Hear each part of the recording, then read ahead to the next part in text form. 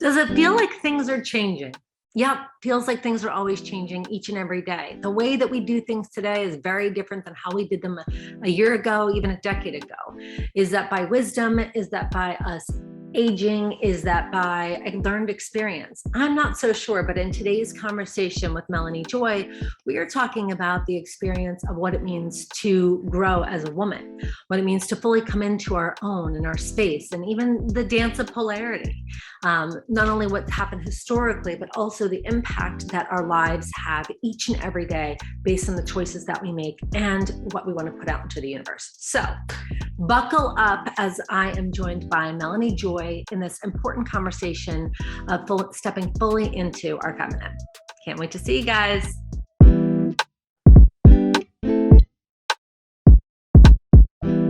I love that today's topic is archetypes.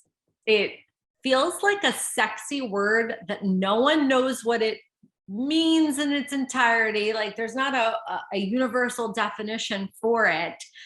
We could even say that the definition for it probably even falls on some gender lines. But we're going to be diving into what on earth is an archetype, especially when we're looking at feminine archetypes and how they relate to our bodies. So we are diving deep today with Melanie. And Melanie, what on earth is an archetype?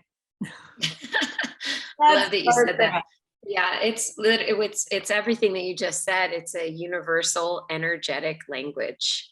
And if you think about the archetypes that live in our body, we could just start with, we have masculine energy and feminine energy working together in our bodies at all times. And under the masculine and feminine energies, we have attributes or qualities that live within these different energies. And then we have archetypes that live within the psyche. And it goes all the way back into Jungian theory around the collective consciousness, and then how we find individuation from there. But there are just kind of like these broad archetypes where we can really, number one, make our myth from these archetypes from a historic standpoint of looking at the collective consciousness and looking at our family lineage and our ancestries and what patterns play out, and then tailoring them down to, what patterns are playing out in me today. Is that mine? And can I work within the energetic language of archetypes to shift and mold and bend and tell my story the way that I choose, right? Like by design versus some subconscious programming. So yeah, that's how I would define archetypes. Yeah, go ahead. No, I absolutely love that. And for anyone who's tuning in for today, in many ways, we might be speaking a language you're like, wait, what in the hell? Let me go back and hit that 15-second reverse button and wait, what was saying? Right. Yeah. So this is a hang on tight conversation, but just like Melanie is saying, this comes into play of making your myth, which is a really great way to say writing your story, which is even simplified down to living your life. And are you doing so informed, intentionally, and with embodying the energy of the life that you want to create? Yeah, absolutely. Are you driving by that, 80% subconscious programming that you have no control over, and you're just kind of reacting to stories of the past within that subconscious programming ultimately? Or are you bringing the subconscious programming to a conscious state and then choosing how you're going to respond from there? And working with the archetypes or the masculine feminine energies within your body.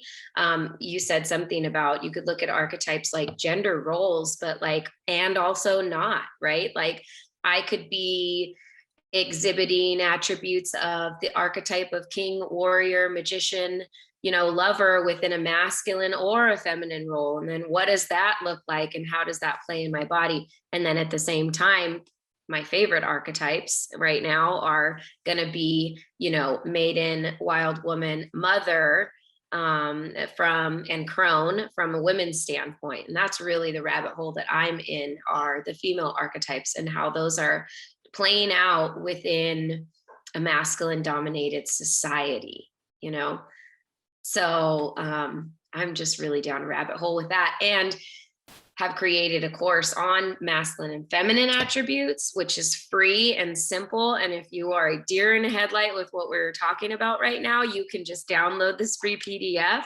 And it is a great starting point that really changed my life. So I just wanted to gift it up because it just makes tangible sense. And when I say tangible sense, like, what does that mean? Like, what does it mean to make sense? And it means to make sensation in your body. So yeah, I just really find these archetypes and energetic language just made really tangible sense for me to actually shift my whole way of being into how I wanted to show up to life. Mm-hmm. Right. So, I mean, again, and I love this resource, and we'll make sure that we put it in the show notes.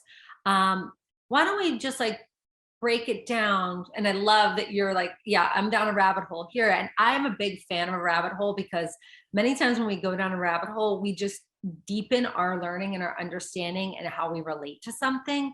And to me, I find that to be really very powerful, because then it helps us to interpret it and to make it make sense for other people. So if you were to break down like the conversation around the archetypes, like what would be the feminine archetypes that we're looking at? Mm-hmm. What are the ways in which those feminine archetypes are like navigating a patriarchal society?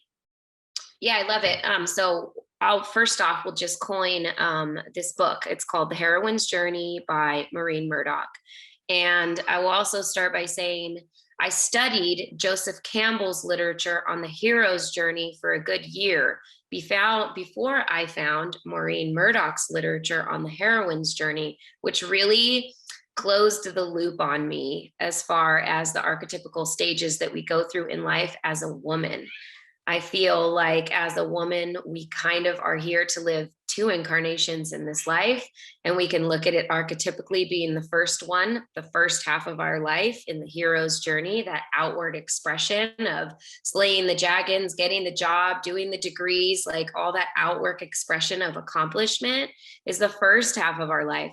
But then as women, there's this point where we realize something's missing, or I'm being bled dry, or I have no purpose. And what that ultimately is our feminine calling us back in to the heroine's journey, which is the descent back in the body to really figure out what it means to be feminine outside of the patriarchal society that we live in.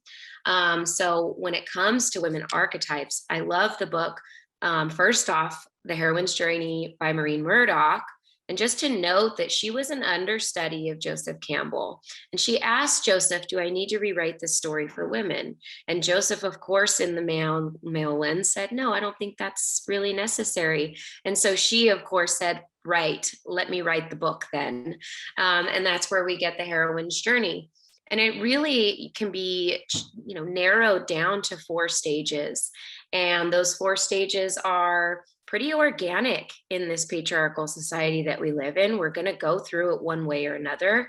Each way we go through it's going to be special to the individual. But first, it's for women, separation from the mother in a natural stage to find autonomy from the self. Hey, you're just like me. And in my natural stage of individuation, I want to be different from you. Hence, no good or bad, it just is. We start this journey of separation from the mother. But what that does for us is find ways to be different from the one most like us, woman. And what that does in turn, subconsciously, we start rejecting the feminine aspects that are most like her within us through that natural stage of separation. And now we have what you would call the fruition of the maiden and the mother archetype and the differentiation of those within our own body. Then we go to live this life in stage 2 of daughters of fathers, what I like to call patronizing the patriarchy.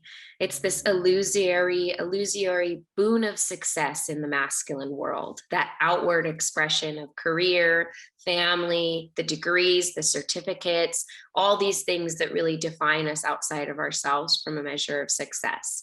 We find a lot of good attributes in that stage.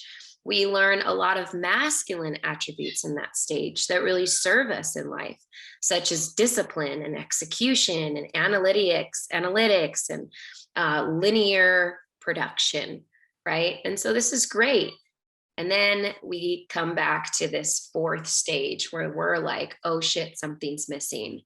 It's an urgent yearning to reconnect with the feminine again. And what happens during that stage? Well, our maiden, some people can coin it immature maiden, patriarchalized maiden, the maiden that we lived in our youth, has this urgent yearning to reconnect with her own inner mother again and learn a different way of living. And so now we have this whole programming that I love to go through where it's like, meet your mother, like maiden to mother initiation. And again, when I say that, it's like, you don't have to be a mother to be in mother, right? This is all archetypical work. And we don't mature our maidens and never meet again. The energy of her always lives in our body, even in our 50s, even as we cross the threshold into the wise old crone, you know, all of these energies continue to live in us. And what we're doing is simply integrating the parts and pieces that were once separated from ourselves as we journeyed through life, through this outward expression, calling all those pieces back in of our own inner feminine. Maiden, wild woman, mother, and crone are really the ones that I work with, high priestess perhaps, to become whole again. And so we have that urgent yearning to reconnect with the feminine, and then we have reconnection with the great mother. And that really gets confusing for a lot of women too, because it's like, well, my mother's deceased. How do I reconnect with the mother, you know, or my mother's not healthy. How I'm not reconnecting with her, or like whatever it is. But again, what we're doing is bringing ourselves back into the descent of our body to cultivate our inner mother qualities that are in alignment with the qualities of Mother Earth and the great cosmic mother above, and therefore lessening what we like to call the triple goddess wound, which is dissonance from our inner mother, dissonance from the mother beneath our feet, and dissonance from the goddess above. And that's kind of where my work lies, where my passion lies. And that's probably, I hope, hopefully a synopsis in 5 minutes or less of the work that I do to bring women back into the holistic nature of their feminine and of themselves. Right. And I love that the word whole, just and holistic, because it is important that we go through these different stages, right? We can't skip, can't skip act 2. We can't skip our wild woman or our maiden because we're like, oh, well, I'm supposed to then go back to my feminine. So I'm just going to skip these steps and I'm just going to grab on, like, there's no skipping the steps. Right? No, what happens is that we live in a society, like, okay, so we live in a patriarchalized society. It's been going down for 5,000 years. I don't know if you know, but like that's where we're at. And that's okay. That's just the masculine energy, that collective consciousness, the way that the world works is masculine right now. Well, guess what? 200,000 years ago, there was this fascinating way of living called matrifocal societies, right? And that's really what we're remembering within ourselves. What was a matrifocal society? I mean, when I kind of heard this term, I was like, deer in the headlights, because it's not in history books that we grow up with, Right. And it's like the foundation that societies were formed. I mean, something worked for 200,000 years. We evolved pretty well here as a species under the premise of matrifocal society. So what power lies in that? And how do we as women get back in tune with that power, which is really in the cellular composition and memory of our body if we just tap into it. Right. So that was powerful for me to kind of learn about as well. Right. It feels, Mel, as I'm listening to you, it feels like this work, well, yes, it's a remembering for women, but it sounds like men benefit as well. Right? Absolutely. Everybody comes back into their sense of wholeness, back into their sense of center, back into their seat of power. Then we can operate, at least my perception is that then we can operate from these powerfully informed and aligned places rather than that like reactionary scorekeeping, right? Like who's on top, who's the underdog. Like that to me, I feel is so antiquated, and like, Yeah. I'm over it. Over it. And let's be real with each other. For the evolution of the species, we need both. As we're going to keep evolving, right? We've evolved as a species together, right, to survive. But like, how can we evolve as a species to thrive? How do we evolve to be happy? We don't need to survive anymore. There aren't tigers chasing us. I mean, there's things that we can do to benefit the world from a hunger and water and starvation standpoint, of course. But like, how do we evolve together as a species to thrive and to be happy? And again, coming back to, it's an energetic language that lives in both of us. Males can tap into their inner mother as well. Males can tap into the knowing of the matrifocal societies as well. Listen, if we came from a mother, we can all tap into the mother. If we live on the mother earth, we can tap into the mother. You don't need to be a mother to be in mother. It's really just an energy. And what does that energy even look like? It's restorative, it's regenerative, it's the seasonal changes of life. It's all receiving, it's all nurturing from a place of compassion and unconditional love. Who doesn't want to be like that?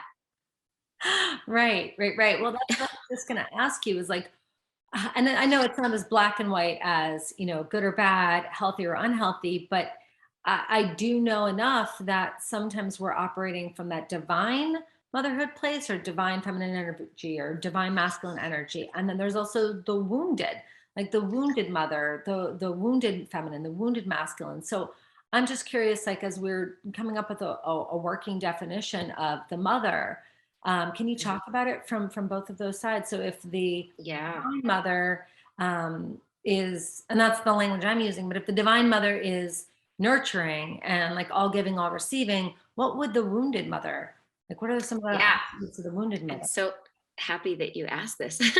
I like to call her the death mother. Right. So there's the death mother, and the death mother is really, she's the patriarchalized mother, and she's still doing the bidding on behalf of the patriarchy. And what does that mean? I mean, let's think about corporate America. I don't know if you've ever been in corporate America, but I spent some time there, and it's very much number one, toxic masculine energy, but then number two, the death mother would show up, places to keep you small, places to keep you selling your soul for that paycheck, places to just really keep you serving the patriarchalized way of living, which is toxic masculine, out of balance masculine. It's dominance over, it's power, money, greed, right? It's win-lose scenario. She's going to win on behalf of you losing. I'm sure that we've all experienced the death mother from a gender role standpoint, and I'm sure a lot of us have experienced with our own mothers. And this is why, I love that you asked this question, because I truly feel like in order to heal the world, we just have to heal the mother. And it sounds like a gender bias, but it's really not. It's really that we want the divine mother, as you put it, raising the children that change the collective consciousness of society. If we have death mothers, patriarchalized mothers contributing to the program of the society that's keeping us repressed, keeping us small, keeping us out of balance, toxic masculine, however you want to look at it, those would be the qualities of the death mother. Power over, dominance, greed, just really keeping you small, keeping you out of your fullest expression, keeping you suppressed, maybe for her own codependency, right? And there's this really fine line that we tread as mothers, and I experienced it firsthand in my life when my daughter went to college, but I validate myself through her. And if she's gone, how am I going to validate myself through her? So I'm going to keep her here so I can keep validating myself through her. That's codependency. And that's keeping her small to serve my own ego as a mother. Right. So yeah, it's a fine line. And I love that question because, like I said, it's like, how do we understand what lives on both balanced feminine, out of balance feminine? balanced masculine, out of balanced masculine, and also shadow side of the archetypes and light side of the archetypes. So we can start calling ourselves out in radical accountability of, hey, I want to show up this way, but I'm not, because I'm subconsciously reacting instead of consciously responding. Right, right, right. I love, I mean, Mel, I'd like just want to put you on repeat with that, because that space of radical responsibility, it feels like as a collective, an unconscious collective, we've checked out of that. It's very easy to point fingers. It's very easy to blame. It's very easy to numb out.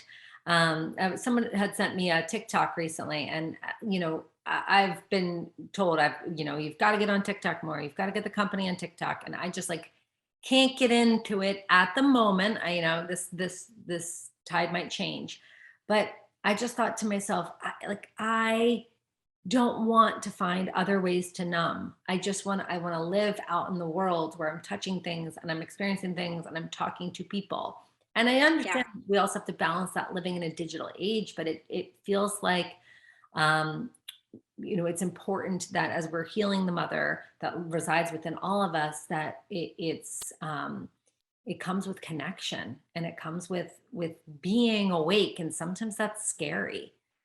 It's scary and it's hard. And I am right there with you because I'm like, okay, I have to make a presence now on social media to like promote my business. But what I'm finding for myself is this kind of this friction of like, gosh, but I don't want to show up within the patriarchalized programming of how we, through a male lens as women, are supposed to show up through the commercialism, the consumerism, the hair, the makeup, the glitz, the glam, the singing to some song with some, just the programming. If we are not unveiling the mindset, we're contributing to the program. So how can we show up outside of the programming in our natural being and natural self? And this is really like a tightrope that I'm trying to learn too. So Bailey, like when you find something that works that isn't under the characteristics of the programming, and I'll tell you what, how do we not contribute to the programming? Well, first we need to understand what the programming even is, because we don't know, because we've been living it for so long. And so that's where it comes to like applying the vocabulary, looking at the attributes and seeing how we're unconsciously contributing to it. So I'm right there with you, sister. I'm like, okay, TikTok, blow up.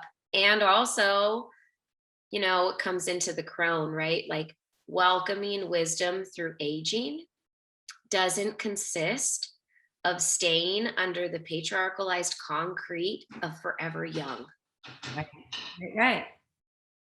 I want to take off the makeup and the eyelashes and the lipstick and the hair and the glitz. I want to take it all off. And I just want to welcome wisdom through aging instead of this fallacy in the patriarchalized maiden that I can remain forever young. There's no wisdom in that. Right.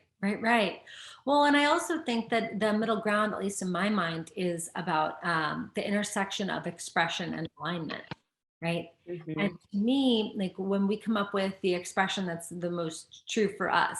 So like today, like I'm wearing what I like to call my J-Lo hoops. Like I'm wearing my J-Lo Yeah, hoops. I love them. Yeah. Melanie, like this is fun. We're gonna have we're gonna have a conversation.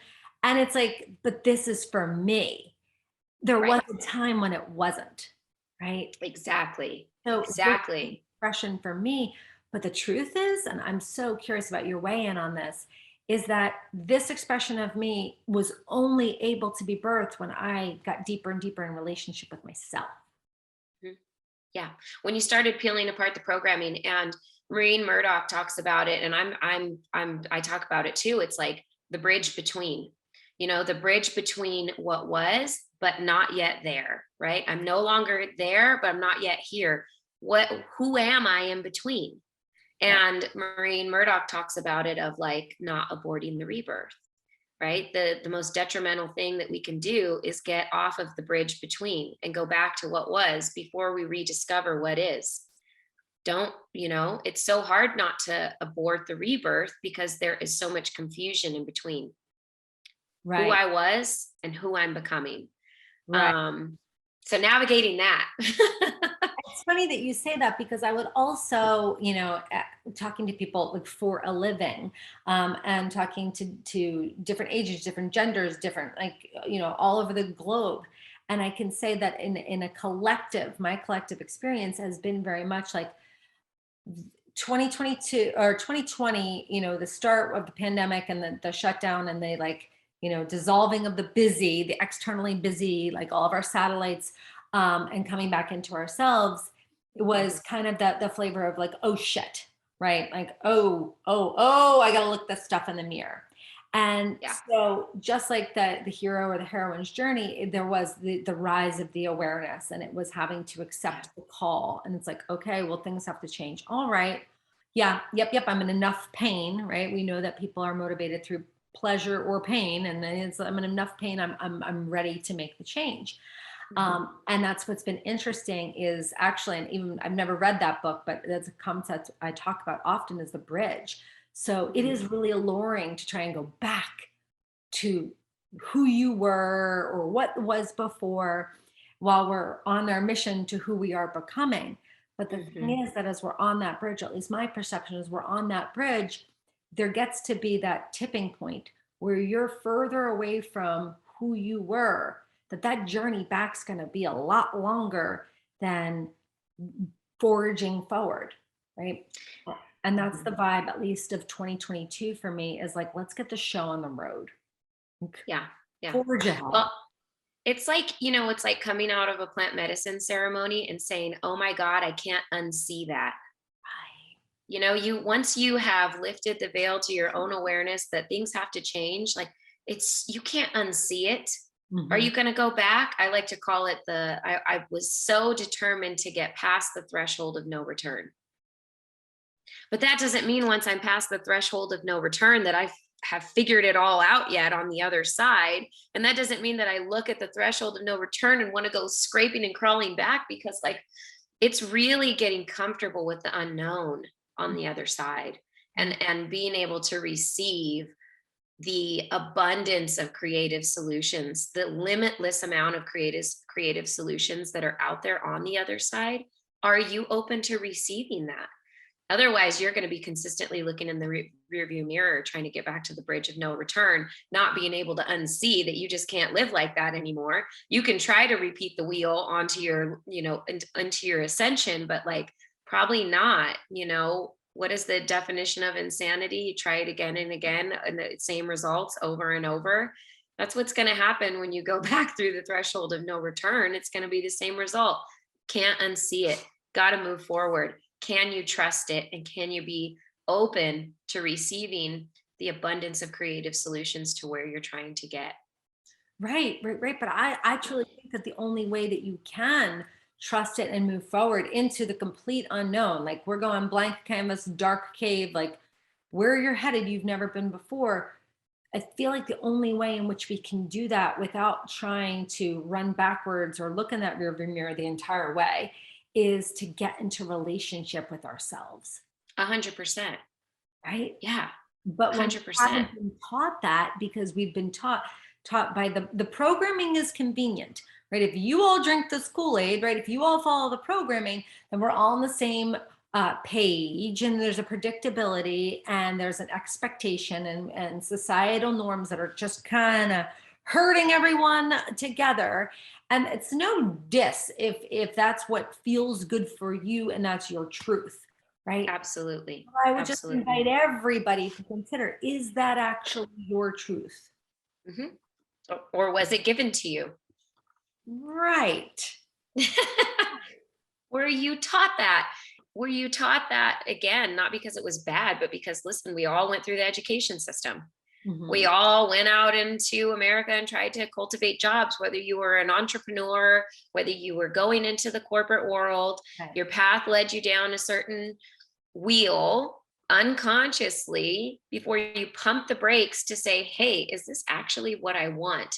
And then it's a moment, and these moments can sometimes last years. It's really dependent on the journey of like, stop, quiet, go within, relationship with myself. What is my higher calling? What is my higher purpose? And it's really in the stillness. And that's why I like what you talked about with like the year of 2020 and 2021 and what we all went through was really a moment of stillness, and we had to look at ourselves. That's what happens when we stop perpetually doing production for production's sake. You said something else around sedating and numbing through the busyness or other maybe modalities in life. Listen, if you didn't know, all three of those are characteristics of the out of balance masculine. And if you didn't know that, you would do that forever. What? That's out of balance? I mean, I felt something in my body, but I never stopped and listened. But I intuitively kind of felt like something was off, you know? And so again, let's label it. How's your day looking today? Are you perpetually busy? Have you stopped and thought for a moment and tapped into your body wisdom and asked yourself, what do I need today? Are you producing for production's sake? Are you numbing and sedating? Oh, wow, I am super out of balance masculine today. Is that where I want to be? Right. And if it's not, what's the alternative on the roadmap? Well, that's my question. So, okay, I'm sure that at least half of us, let's just get real, at least half of us that are listening right now are kind of like, oh, that's right. Yep. I might be in my out of balance masculine. So yeah, Mel, like what's the recipe for shifting the tide and getting back in balance? So number one, understanding the qualities on both ends, right? And number two, stillness and stopping and tuning in, always tuning in. That is the recipe. Number one, gather yourself a vocabulary. And, we live a whole life of figuring out everything we don't want to do. But where we get stuck is that we've never stopped to pinpoint what we do want in the alternative. And so stop, stop, look and listen. I mean, geez, let's get as cheesy as we can, but within, the name of my book is Descent to Wholeness. And what is the descent? Joseph Campbell says the answers that you are seeking live in the cave that you don't want to enter. And Maureen Murdock says the cave is your body. Enter your body, ask for its wisdom, and stop and listen, and have the vocabulary and map out, where you actually want to be in alternative. Otherwise, how do you know where you're going? You pick up your phone, you go onto the maps, you put in an address. If you don't have the address, you don't know where you're going. Let's get some addresses in mind. Right. Right. So that would be my advice. Yeah. No, I love that. It's stop, look, and listen. It is tapping in right here. I find it interesting, like when I talk to people and they are having symptoms in their body, whether it's a rash on their skin, butterflies in their stomach, or, oh, my back. And it's just like what is your body trying to tell you? What's your body trying to tell you? Let's tap into that place, because that more wisdom resides in that space. And when we're kind of just on autopilot and going through our life like a to-do checklist, we get further and further away from that relationship to self. We do. And again, it's all an energetic language. And just to pile another one on top of masculine, feminine attributes that we talked about today, there's the chakra system. And each energy system in your body has attributes to it. So where are you feeling stuck? What chakra does that live in? And how can we work to turn the energetic tides within that energy center to get you back into alignment of how you want to show up in life? Like, oh, I'm just experiencing creative blocks. Okay, well, sacral chakra, that's your creative center, and what also lives there? Your sexuality. And truth is a one-sum game, right? Like I can't be in my truth with you, but not with him, because holistically then between the two of you, I'm just not in my truth. Right. And so you can look at each one of the energy systems this way too, of I'm suppressing a piece of my sexuality, and gosh darn it, I happen to be having some creative blocks. Well, truth is a one-sum game in your sacral chakra. You can't suppress some of your sexuality. You're suppressing the entire energy system. So how do we alleviate these energetic blocks that, to your point, ultimately causes dis-ease in the body and dis-ease in life? Right, right. Oh my gosh, I like love this conversation. This is why I was like, while our episodes are designed to be like pop your earbuds in, take the dog for a walk, quick and giving you something to think about. To me, they're always a and to be continued conversation because there's so much more for us to learn because we are constantly evolving. So, Constantly. Mel, with this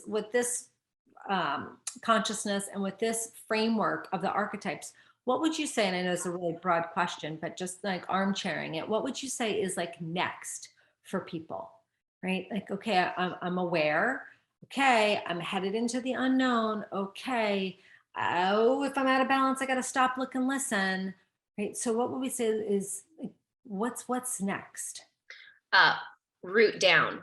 And what do I mean by that? Root down to earth, get outside in nature and reconnect with the equilibrium of like all that is, um, root down. And I mean that energetically and metaphorically. And I mean that especially for women right now through this divine feminine awakening, and especially for men who are being called back to inner mother qualities and the divine feminine awakening within themselves. Get your hands in some dirt. Right. I love this. I love this. So we're going to have all the links in the show notes. Tell us one more time about your book and then where we can find you on the internets. Awesome. So my book launches September 6th. It's called Descent to Wholeness, A Heroine's Journey. So you can find that, and then you can keep up with me on my website. It's themelaniejoyspeaks.com. Then you can find all my coaching programs, my freebies, including the masculine feminine attributes, my retreats, and all of the upcoming goodies for 2022. Love it. Love it. Love it. Oh, congratulations. And thank you so much for being with us today. Thank you. So nice seeing you again, sister.